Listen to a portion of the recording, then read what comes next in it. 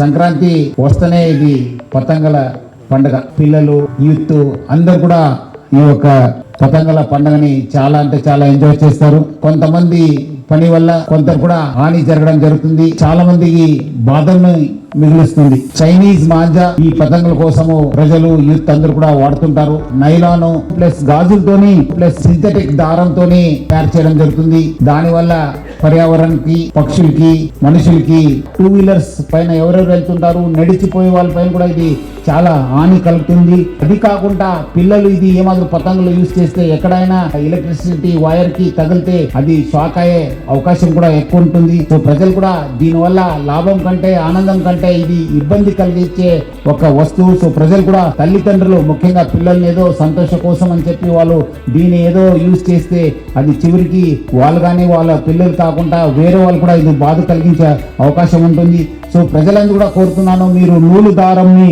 వాడాలి, దాన్నే ప్రోత్సహించాలని చెప్పి నేను హైదరాబాద్ సిటీ పోలీస్ తరఫు నుంచి కోరుతున్నాను.